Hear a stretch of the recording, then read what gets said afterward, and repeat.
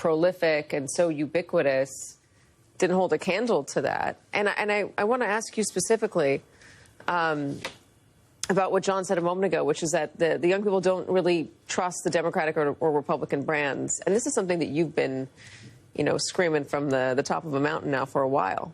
I think it's true, and I think it's a very important insight into this moment in America. I've spent the last 20 years working with young people, working with veterans, working with disproportionately men. And I think there's a common theme that we forget. They don't feel safe. They were born after 9/11. They grew up around Afghanistan and Iraq and the threat of terrorism. They grew up in COVID. Now they have school shootings. Now they have this. They've never felt safe. They've never felt secure. And they feel like the institutions, their government, the authorities, their parents have failed them. And now they have inherited this mess of a world that they've got to navigate. And they're right not to trust institutions, and especially the political parties that seem to fail them and not understand them. That's why 60% of them are they right to not trust political institutions? I think so. I mean, look at where we are, right? And I think that the 60% of young people are unaffiliated and independent. They are not registering as Republicans or Democrats. They're throwing up a middle finger to the entire system. And they're looking for community. They're looking for connection. They're looking for people who understand them. That's why it's not just Charlie Kirk, it's Joe Rogan sometimes, right? People want to also come out of their houses and be a part of something. Religion isn't it anymore. The military isn't it anymore. Sports, less and less is it. So they're looking for community and connection. And captivating, charismatic leaders that can create that are going to have tremendous success. All right. Some people out there saying, I don't understand why we have to coddle young men in this way. Why, women have gone through hundreds of years of being suppressed and oppressed, and minorities will say this as well. And why do we suddenly have to go and make sure that young white men are okay? I mean, that will be the pushback.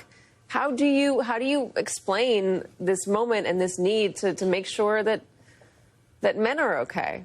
We're all in this together. Yeah. And we got to take care of everybody.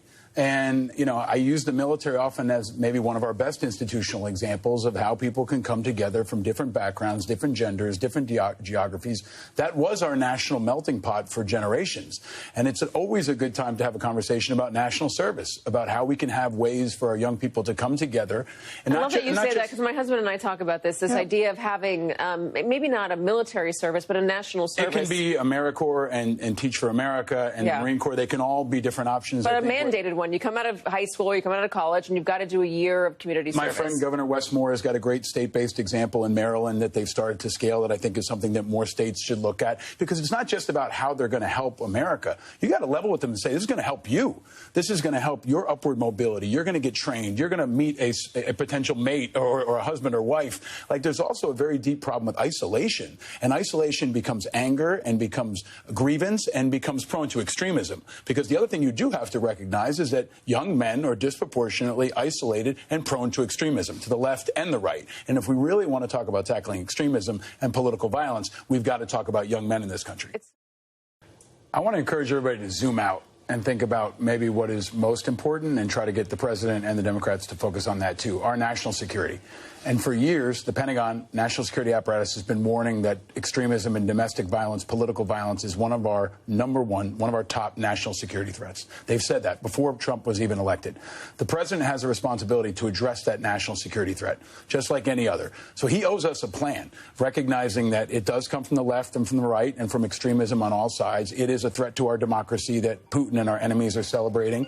Sorry about that. They might be calling me right now to check my words. But the reality is that he has to give us a plan to keep this country safe. We talked about it in the earlier segment. Most Americans don't feel safe, whether you supported Charlie Kirk or not. And the president owes us a plan for how to keep us safe, and especially political leaders. What are we going to do to move our national security apparatus in a responsible way to increase security, funding, whatever is necessary to protect everybody? And if the Democrats don't have an alternative and don't have a proposal, then they're wrong too. And I think that's what all Americans can ask for right now, is a plan to keep us safe and not just targeting individuals or groups. On the subject of speech, there is reporting from NBC News and others that Pete Hegseth has ordered a review of the social media of military members, looking for anybody that might have been critical of Charlie Kirk.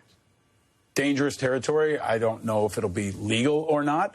The reality is Charlie Kirk was not in the chain of command. He's not the commander-in-chief. And this is very much uncharted territory for our military, for free speech. And I think it's going to end up very quickly in the courts for them to decide. But it does send a chilling effect over our military and is, I think, going to make our military more politicized, more narrow, more isolated as we continue to expand their deployment into new cities with the National Guard, which is, I think, unfortunately, too much off the radar this week. Now the president is sending the National Guard into Memphis, into new cities, and that plan is rolling on. All right, Paul Rieckhoff, thank you so much, Peter.